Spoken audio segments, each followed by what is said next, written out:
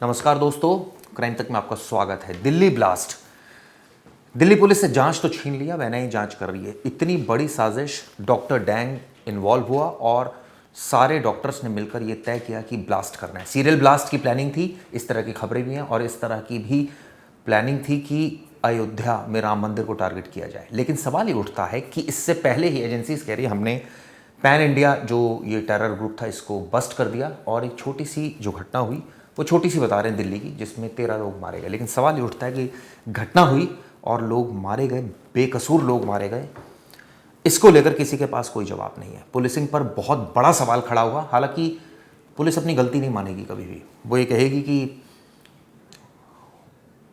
एक अपराधी, आप सोचिए, कई घंटों तक राजधानी में घूमता रहा, बारूद लेकर घूमता रहा, और उसके बाद पुलिस को भनक तक नहीं लगी। क्यों? क्योंकि पुलिस का नेटवर्क वीक हो गया, पुलिस काम ही नहीं करना चाहती। पुलिस से ज़्यादा तेज ये आतंकी हैं जो जिनके मन में एक फितूर रहता है कि उनको ब्लास्ट करना है, जो जिनके मन में एक पागलपन है कि वो घटना को अंजाम देना चाहते हैं, और उसके लिए वो बारूद इकट्ठा कर रहे हैं। आप सोचिए, जो जानकारी निकलकर सामने आ रही वो पहले आपको बता दूं। फरीदाबाद की अल फलाह यूनिवर्सिटी में काम कर रहा था मुजम्मिल। आप सोचिए, खाद की बोरियां बताकर किराए के मकान में विस्फोटक सामग्री जमा कर रहा था। 20 दिन पहले मुजम्मिल कमरे में कुछ बोरियां रखने आया, तब पड़ोसी ने पूछा इसमें क्या है, तो उसने जवाब दिया कि खाद के कट्टे हैं, इन्हें कश्मीर ले जाना है। आप सोचिए, इस कमरे में 100 मीटर दूरी एक मकान में सीसीटीवी लगे हैं, फुटेज जब्त किया और सारी चीज़ें आ गई। अब तक 12 गिरफ्तारियां, जिनमें 6 डॉक्टर मुजम्मिल, शाहीन, आदिल, सज्जाद, परवेज़, तजामुल, और इनमें से कुछ लोगों का ताल्लुकात टर्की से, जहां पर ये 2022 में गए थे और वहां पर उकासा से ये डायरेक्शन ले रहे थे।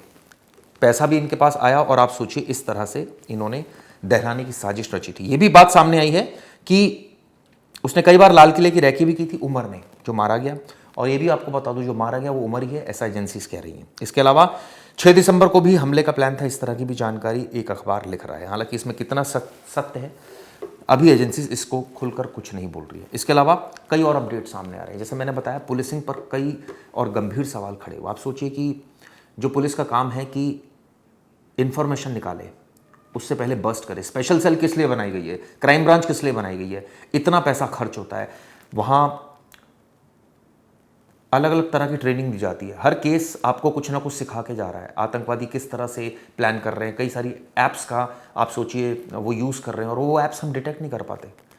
हमें पता ही नहीं चलता कौन सी ऐप से वो क्या बात कर रहे हैं, क्योंकि वो अनक्रिप्टेड है, एंड टू एंड एनक्रिप्टेड, और उसका कोई रिकॉर्ड्स सामने नहीं आता। दूसरी, ये लोग साजिशें रच रहे हैं। किस तरह से साजिशें रच रहे हैं कि ये लोग बात करते हैं, पैसा आता है, ये लोग यहाँ से इतना सारा केमिकल इकट्ठा कर रहे हैं। आप ये बताइए कि देश में अगर इस तरह के से बारूद इकट्ठा होने लगे और मिलने लगे, ये कितनी संकट की बात है, क्योंकि कोई भी जाएगा वो ये हरकत करेगा। ये लोग खाद इकट्ठा कर रहे थे, उर्वरक इकट्ठा कर रहे थे, और उसके बाद इन्होंने एक तरह से कहा जाए कि आधा बम बना लिया था, जो एजेंसीज कह रही है फट गया। मतलब ये फिदाइन नहीं थे, वो फट गया, गलती से फट गया। सवाल ये उठता है कि ये सब सारी चीज़ें मिल रही हैं। इसके अलावा पुलिस में अगर बात की जाए तो उतनी स्ट्रेंथ नहीं है, उतना मोटिवेशन नहीं है, उतनी सैलरी नहीं है। आईपीएस लॉबी की अगर बात की जाए तो वो अकेले क्या कर ले, एक आईपीएस अकेला क्या करे। वो अगर एक लड़ने की सोचता है तो उसको एक टाइम के बाद रोक दिया जाता है सरकार की तरफ से, कहा जाता है कि इससे ज़्यादा बजट नहीं है या हमारे पास संसाधन नहीं है। और आतंकवादी, आप सोचिए, ये डॉक्टर्स अब हो गए, अब इंजीनियर्स हो गए जो आतंकवाद में हैं, और ये लोग इस तरह की, ये लोग हम पुलिस से 2 कदम आगे हैं। कोई पुलिसकर्मी अगर इनका एनकाउंटर की सोचता है तो सरकार मना कर देती है कि नहीं करना।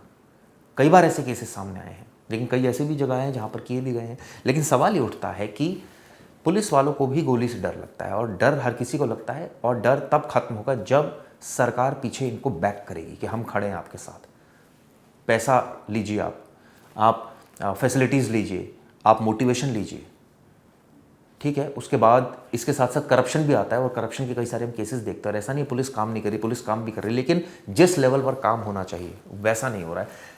एक भी ब्लास्ट अगर होता है तो ये आप मानकर चलिए ये प्रशासन की विफलता है। एक मासूम लोग मारा जाता है। आप सोचिए, मैं देख रहा था आज एक जगह से हाथ आधा कटा हुआ मिल रहा है।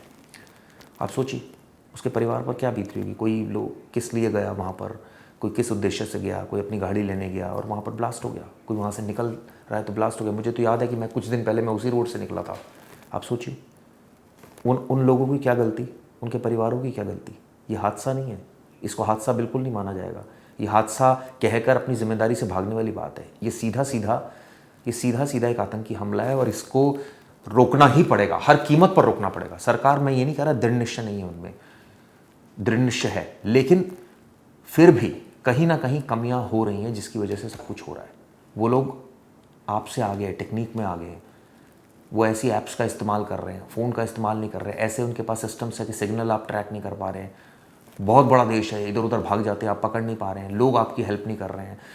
आपने इतनी पुलिस फोर्स नहीं है कि वो चकमा देकर वो चकमा ना दे सके, मतलब इतनी पुलिस फोर्स होनी चाहिए कि उनकी हिम्मत ना हो कि चकमा दे सके, वो पकड़े जाएं।